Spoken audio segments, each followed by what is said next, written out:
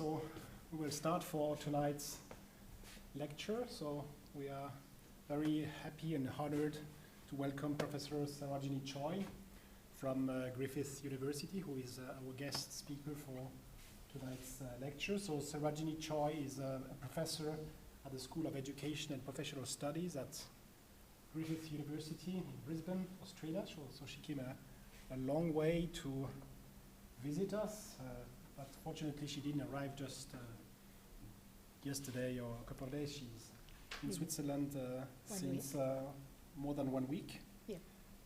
10 days ago. That's right. And so she's now over the jet lag, or how we say. We say needs about 1 day per hour jet lag to recover from it, so it's something like 9 hours. Yes. So it needs 9 days to get over it. So you are now fully arrived. So That's welcome. right. So Professor Sarojni Choy is a very active teacher and researcher in adult education. She has investigated many different topics in adult education related to vocational education, to tertiary education, also to adult learning related to the workplace. And so this is a big theme that Sarojni has investigated extensively, is how adults continue to learn after their journey into the educational system and in connection to the workplace. And so it's in these sorts of fields that she has done numerous research sponsored by different research bodies. She has also engaged extensive collaborations with other researchers around the world, especially in Sweden, where she also has a lot of existing collaboration. I would like just to point two publications in which Sarojni has been recently, or not so recently, involved. The first one is a collective book that she edited together with Gun-Britt Warwick and Viveka Wiberg, so two colleagues from Sweden. It's entitled Integration of Vocational Education and Training Experiences. It's about how we integrate different learning experiences in vocational education around the topic of integrated learning. So if you're interested in what we call alternance in French, you might have a look at this collective book.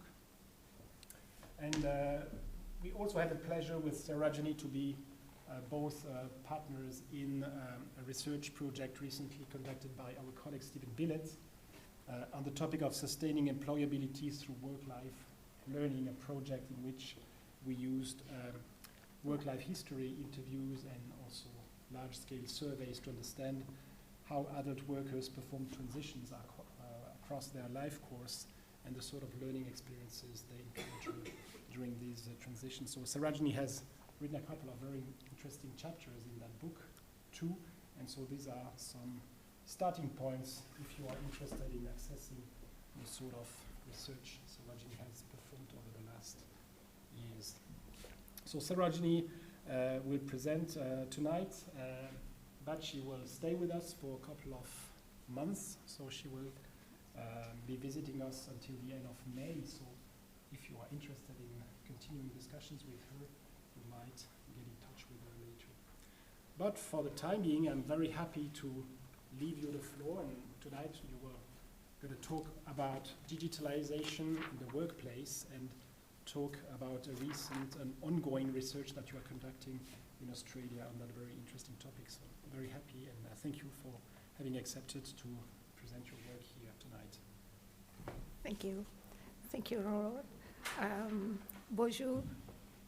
And thank you very much to my host. Thank you, everyone, for having me here. And I'm having a wonderful time. Thanks again. I come from a river city. I know Geneva people boast that they come from a lake city. So I had to show off my river city to you all as well. So thank you. I'd like to start with some acknowledgements. Firstly, my presentation is based on a project that is funded by the Australian Research Council. And the project is on investigating professional learning lives in the digital evolution of work. This became a very important topic, especially just after the pandemic. And so we were funded for a 3-year project.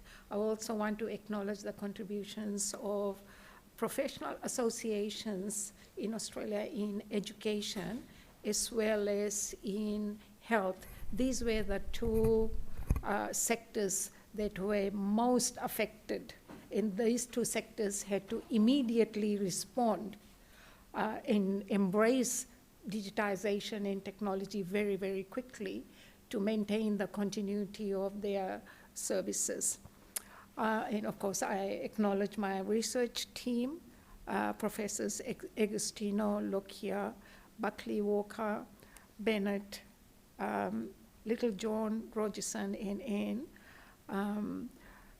We come from different regions in Australia, different states, and Professor Littlejohn is based in London. So we've got an international participation as well.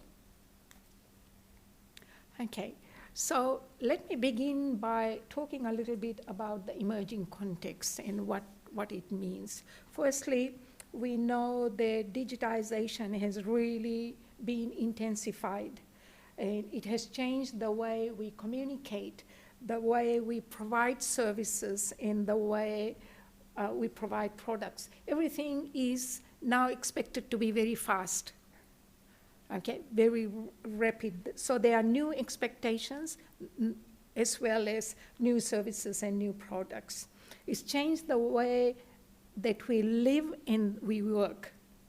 I mean, working from home has now become a new mode for many occupations, not all, and thank God for that. Some people are actually needed in the workplace.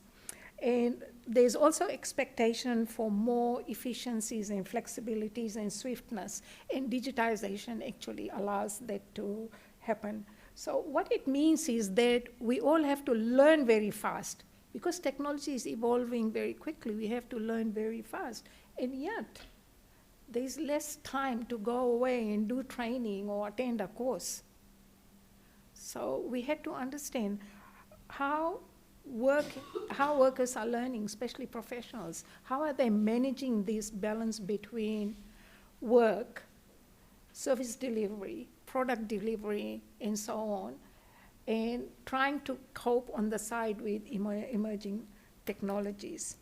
So what it means is that typically most of the learning in a digitized workplace happens while you are working, because there's no time to stop work, go to a course, and come back. Okay? So, and what's happening is that learning in the workplace is helping professionals appropriate what they are learning very quickly. All right. But there's very little understanding of how professionals are actually learning. We know about the theories about how they learn in the workplace, but we needed to understand how they are actually learning. So before I go into the details of my project, I want to touch on the implications for future learning, implications of this digitization, emerging technologies, changes in work roles and redesign, and so on. So, as I said, digitization continues to transform work and learning. In fact, it has made work and learning more connected than ever before. Okay? So, making skilling, performing, producing, and learning quite fluid in a sense. So, and technology has become a recalibrator. There's expectation for innovation and creation. And both of these demand learning. Got to know how to use technology, what to use it for better efficiencies, for better services, and so on.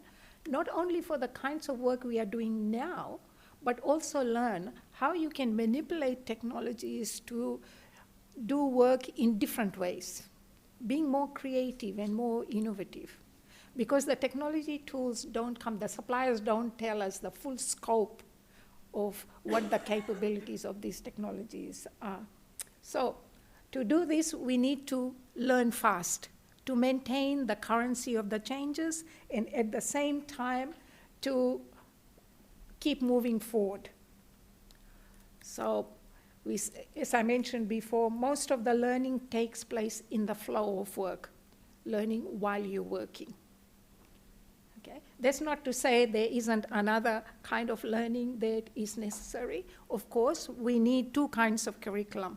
We need an individualized curriculum, okay, to suit individual workers so that it takes them into a pathway to continue developing themselves. And that curriculum needs to supplement or complement a more formal institutional curriculum.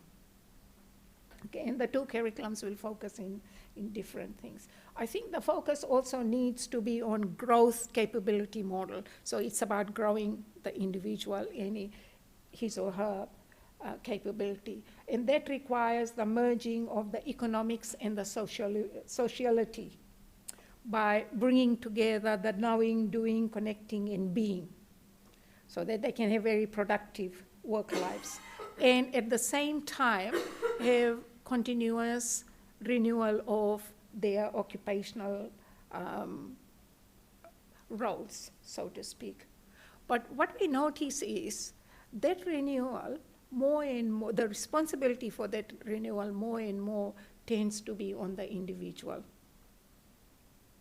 Okay, because there's less time to go away to do training, and also in Australia, employers are not so willing to keep paying to develop workers because the market is open. You know, if somebody is not capable and not performing, they can always get somebody else to do. So the responsibility lies mostly on the individuals. Okay, you all can understand me. Am I speaking too fast? No? Okay, thank you. Thank you for the thumbs up. Okay, I'll now explain about my project. The project was on investigating professionals' learning lives in digital evolution of work. And the main aim was to understand how professionals continuously learn and develop their knowledge and skills and dispositions. It was guided by two research questions. The first was understanding the what professionals' learning practices what are their evolving learning practices, and how are those practices enabled or constrained by the workplace and in the workplace. All right, so we needed to understand. We knew most of that learning is happening in the workplace, but we want to know what kinds of things support that learning and what kinds of things constrain their learning so that we can make some suggestions about how things can be done in a better way. The project was conducted in 3 phases. So we finished phase 1, which was a scoping survey, really to identify what professionals do to learn, continuously learn in their work. Phase 2 is a qualitative case study, which started last year. We're still doing that, and that involves mostly interviews once every 3 months, and online digital diary entries once a fortnight by the participants. So it's quite a commitment, but we have some very committed professionals who were involved in it, and they are doing that. And we will also be having some focus groups once we have analyzed the data. And then phase 3 is a very detailed survey to check out the findings from phase 1 and 2. And my presentation is just based on phase 1. Okay, so let me explain a bit more about phase 1. As I said, the purpose was to identify what they do. We collected some general information about their demographics and looked at 4 main areas. One, ways work is changing due to digitization, and this was an open-ended question. Ways technologies are used for learning while working.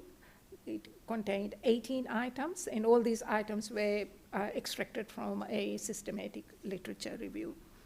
And we also looked at what professionals do to learn individually, and what they do to learn with others in the workplace. So 2 main modes. And then finally, we looked at how they were being supported in their workplace. In other words, what kinds of opportunities were offered to them in the workplace. Okay. And so for our first survey, we got a total of 450 usable completed surveys. We had a lot more than that, but when we cleaned all the data, we ended up with 450. The respondents were from all across Australia in different states, and each state had key professional bodies that took the role of promoting the project and disseminating the surveys and so on. Most of the responses were from the eastern cities, from Queensland, New South Wales, Victoria, and the Australian Capital Territory. There were 299 professionals from the education sector and 151. And just as a color code, what I have done is I'll be using blue, so every time you see a blue shade, it means I'm referring to education professionals. And every time you see a green color, it refers to health professionals, okay? Now, these 2 figures show the distribution of, broad distribution of the different categories of professionals who participated. Figure 1 is about professionals from the education sector, and here what I mean by education sector is only schools. It doesn't include vocational education and higher education. It focuses only in schools. So we had secondary school teachers, primary school teachers, special education, early childhood teachers, and so on. With the health professionals, they came from a wide range of occupations. They were quite diverse in a sense. You notice that most of the participants are female in both sectors, and that's quite reflective of the 2 sectors in Australia. We have more women workers working in those sectors than we have men workers.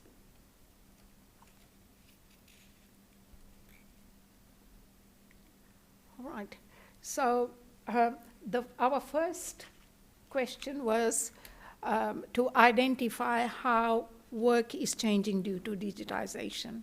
So we asked them to we asked an open-ended question, and we asked them to put some statements. And here are 5 ways that education professionals said their work has changed due to digitization. The first was curation and creation and management of online resources. They are referring to curriculum and resources in this instance. The second one was online meetings, a lot more Zooming, Skyping, and now, of course, most of them use Microsoft Teams for online meetings. Communication with colleagues, with students, with parents, with school community, with other professionals and other stakeholders. Now, that is happening now within the school hours as well as outside school hours. Okay, so in a sense, while technology has eased this, but the expectations for them to be available a lot more has really increased. And also that communication with a wider network of stakeholders, because the digital tools are there to do that, there is an expectation for them to do it as well. Communication with colleagues, students, and other professionals, both synchronous and asynchronous. And so the synchronous and asynchronous modes have extended the boundaries and also the times. Okay, and that has added to their administrative roles, like responding to emails, a lot more emails than before. It's like I experienced that in my work as well, get a lot more emails from students now than I did when we had face-to-face lectures. Because technology is there, it's just a matter of sending a message or sending an email. Education professionals also found there was an increase in lesson delivery, blended learning, hybrid modes, and so on. And what was happening just immediately after COVID, it's now almost become a norm. Many of the functions have become a norm. Okay, so online deliveries in schools in Australia, student homeworks are done online, although they do it from home. Okay, and they said that professional development opportunities have been more open, it's self-paced, it's online, so they can do it in their own time, both those that are organized formally and those that are organized informally. I'd like to share some comments that we got. These are expressions of how, expressions of the impact of digitization on their work. Okay, so now they feel over-connected, not disconnected, over-connected. It's like they feel like they are always on. It's mainly because of this accessibility through a tool that you can carry in your pocket, whereas before you had to go to your computer and do that. And of course, people have choice to sign themselves off using that, but many don't. They want to keep in touch. So, and also that expectation to be there 24/7. We asked the health workers similarly how digitization had changed their work, and here are the top 5 ways. For health workers, it means more access to information and more learning, because they are free to learn. They use the internet all the time to keep up to date. I know sometimes I go to my GP, there are things that he checks on the internet or on the other databases. The second area was digitally enabled communication and collaboration, both with parents, with colleagues, with supervisors, with other service providers, because health workers work as a trans or interdisciplinary team. Now, you know, the doctor, the pharmacist, you know, physiotherapist, you know, all the other people who are involved, the community nurse, they all work as a team. So they have to communicate with one another. Firstly, to understand the diagnosis, to work out a treatment plan. So each person knows what they are doing. So they work, and digital technologies have made it quite possible for them to discuss both the diagnosis and the treatment, and to do follow-ups as well. Telehealth and virtual consultations is now a big thing in Australia, and as you know, Australia is a very vast country. You know, some regions are heavily populated, and there is quite a lot of remote areas. So it's quite difficult for patients to travel and get immediate health care. So many doctors are using telehealth, and they're also using artificial intelligence now to monitor patients' conditions. And finally, administrative tasks have been automated, simple things like typing reports. And I found that quite interesting, because I think it's a very good thing. You know, I can hardly read what my GP writes, general practitioner, or my doctor writes, because it's not legible. It's like they're writing in Martian language. And so all the patient files used to be handwritten, and now it is being typed. And I was talking to one of the health practitioners in our study, and he was saying, that's really good for patient safety, because it's very clearly written, it's black and white. Anybody who wants to follow up, they can see what it is. It's not second guessing what the handwriting means. So, you know, digitization helps those kinds of things as well. Right. And here are some quotes to illustrate efficiencies and time resources using digital technologies. I'll just give you a minute to read. I thought these were quite interesting, aside to how other, aside to other changes.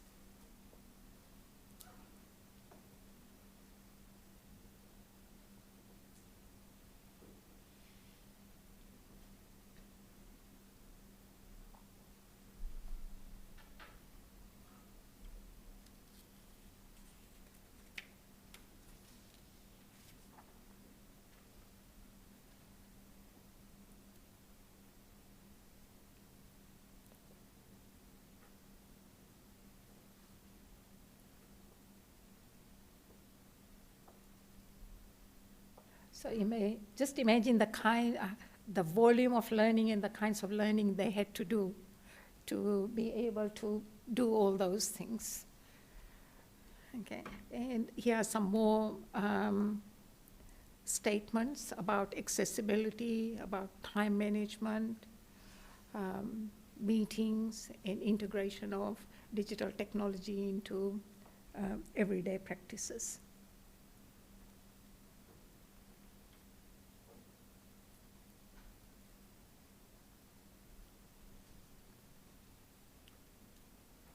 How are we going with the pace? It's okay? All right, thank you.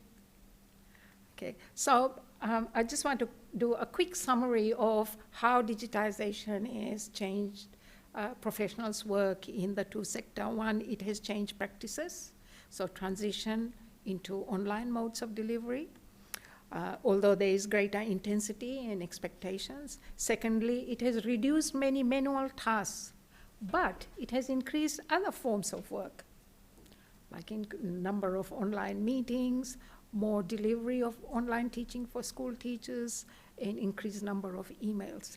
There's quick access to information and data, both for working and for learning as well. Okay. There's some slight redesign of work roles as well. Like, for example, for health workers, telehealth, although it has improved efficiencies and flexibility. Right. Now, not all health workers can work from home, but there are some who do work from home on certain days. So overall, we can say digitization has enhanced communication, service delivery, access to information, and professional development. There's more flexibility and intensity. And we can observe that work and learning are integrated or quite fused together, allowing workers to maintain currency and delivery of what is expected of them. Okay, we asked the participants to indicate ways they were using technology for learning while they were working. So we gave them 18 items and asked them to indicate the frequencies. And here I have listed the top 7. I'm just looking at the top 7 responses from education professionals and from health professionals. So you can notice that the order of the items is slightly different for the two professions, and for obvious reasons, because the nature of their work is very different.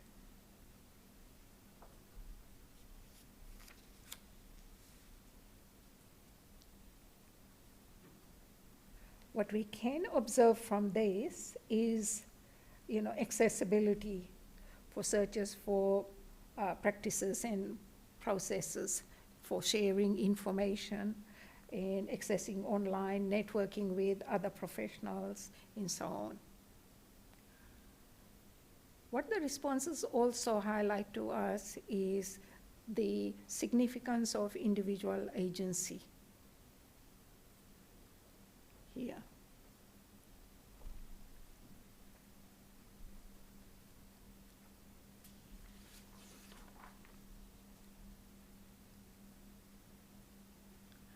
Okay, to go on? Okay, right. Then we asked them for examples of ways technology is used for learning while working. And here were some examples that were given by the education professionals. And these examples focus mostly on learning activities where they were engaging in professional development, collaborating as a team, developing and distributing learning resources, supporting and engaging learning of students, and also exploring, accessing, and applying data. And I've included some verbatim comments. Interesting to see that they were accessing webinars and exchanging ideas and knowledge across the world. So they belong to different interest groups, for example, and they can communicate with them. A lot of them are using social media. That was very interesting as well. Okay. Although I know they are trying to bring in some regulations about using social media for learning in Australia because of obvious issues with privacy and so on. Okay. Belonging to online groups to target specific projects or action research, or to collaborate, or to belong to different interest groups where you type in your question and then, on Facebook, for example. Some people have their own websites. Others use Google Sites to upload materials which they share with others. In terms of supporting and engaging learning, there was an interesting one on using new forms of technology such as robotics devices to make videos. Now, I don't know how that works, but I thought that was very interesting. Also, looking at different ways to make the lessons more engaging. I find these days young people are very much into edutainment, education. They want, lots of entertainment kind of thing embedded into their learning. And the last example is about using a platform for fieldwork data collection in geography classes. So that's for education. Similarly, we asked health professionals to tell us how they were engaging. Again, it was about accessing and engaging with professional learning and development opportunities. So attending remote learning statewide meetings. And as I explained, we have lots of different remote areas, regional areas, and often health professionals there couldn't really participate in a lot of professional learning activities because of the remoteness. But now digital technologies allow that to happen. With communication and collaboration, they said they save a lot of time because they don't have to be physically present in a place. So save on the travel time to meet.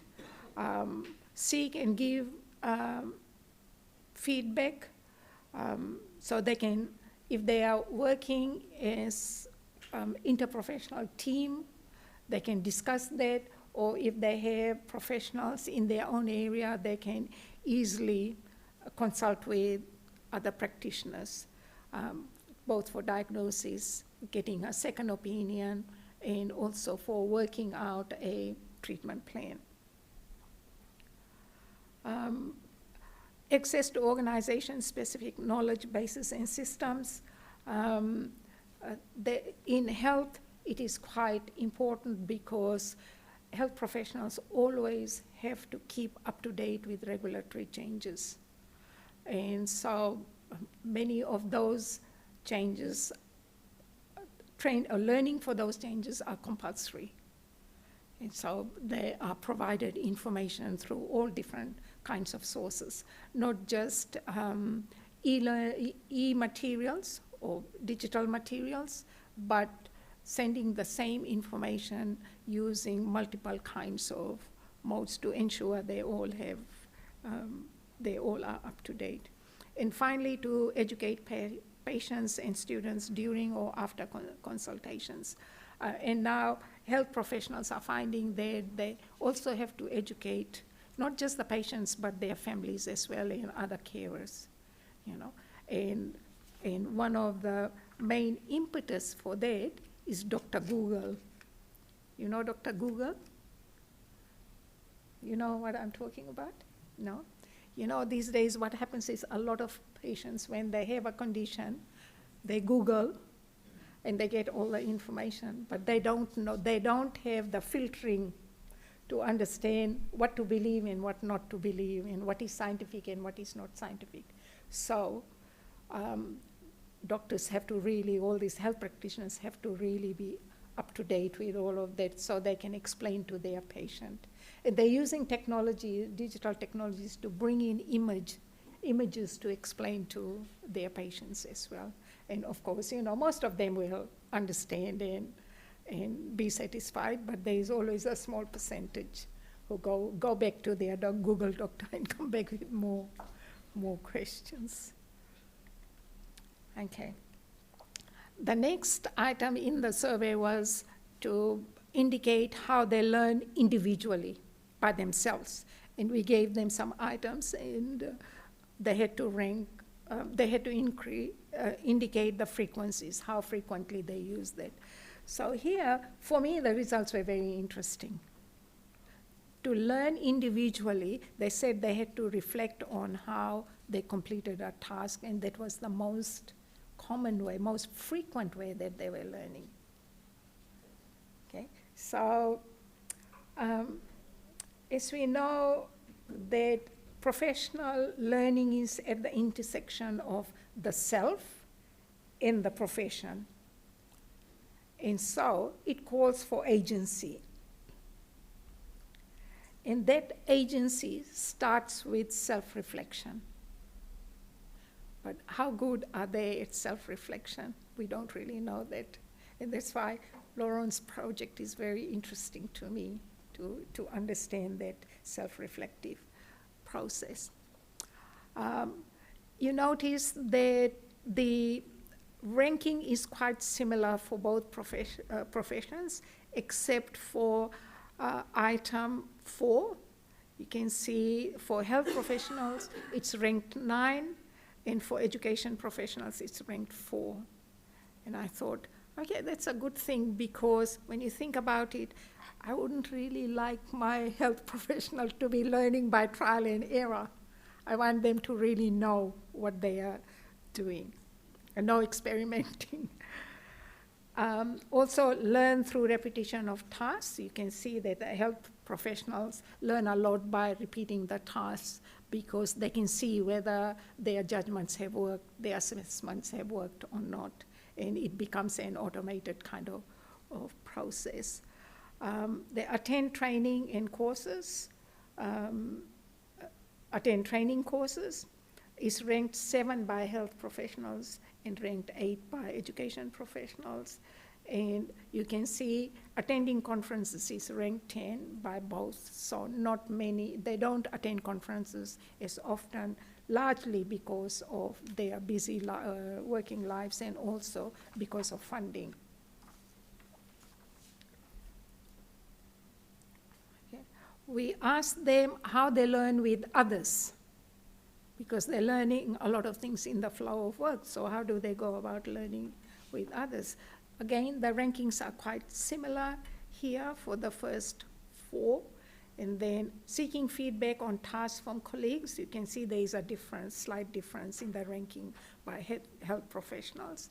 And so we haven't really found out the reason, but my interpretation is because when they are a team that is looking after a particular patient, then you have one member in the team with a particular occupational expertise. Okay, so you might have one physiotherapist, one doctor, one pharmacist, one healthcare nurse. Okay, so unless the physiotherapist has got other members, he can then go and consult with others. But as a team, they can't really get advice from the others about their own practice, about their own professional expertise. But we will delve into that more when we're doing the interviews. Number 7 was also interesting, actively engaging with professional associations. Again, it's ranked 4 by health professionals. And as I mentioned earlier, because of the regulatory requirements and the compliance, more importantly, the compliance, the health professional associations are very, very active in ensuring all their members are up to date, and also ensuring that they do complete the training. The requirement for completion of their training is a condition for their membership, to maintain their professional membership of the association.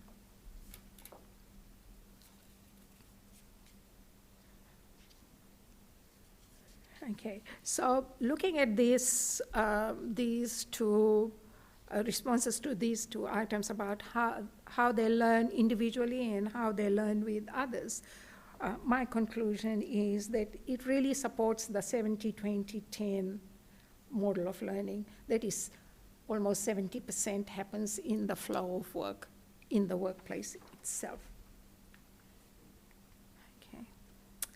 Now, the final item in the survey was about professional learning and development opportunities. How are they supported in the workplace, or how their workplaces support them? So you can again see the first 5 items are ranked quite similarly. And then number 7, encouraged to use work time to focus on my own development, is 7 for education professionals and 4 for health workers. Provide release time, slight difference in the ranking there, but bigger differences in opportunities to serve in acting roles, and which is ranked 11. So obviously, health professionals are not going to act in another role. They will only going to act in their own sort of areas of expertise, unless, of course, they are in a management role where they're trying to get senior leadership roles or something. Also, opportunities for secondment is less likely or less frequent for education professionals than for health professionals. So in our phase 2, we will be looking at some of the explanations for those patterns. So let me summarize very, very succinctly what we found from phase 1. Firstly, the digitization is making learning and work more connected. The technology is becoming a recalibrator, focusing on innovation, creation, and professional learning as well. And that most learning is self-directed, and it happens in the flow of work. And the most common ways to learn individually was through reflection, and also by following new developments by themselves, doing their own searches and so on. Most common way of learning with others is through intersubjectivities and interactions, looking at it from a problem-solving perspective, where you collaborate, you discuss with others, develop new ideas, and learn the tips and tricks as well.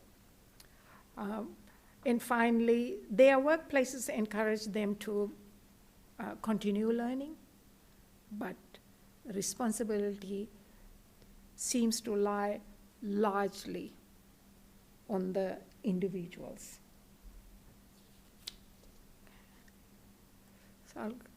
So our next steps now, we'll do further analysis of phase 1 data, look at patterns through different variables, look at any correlations and so on.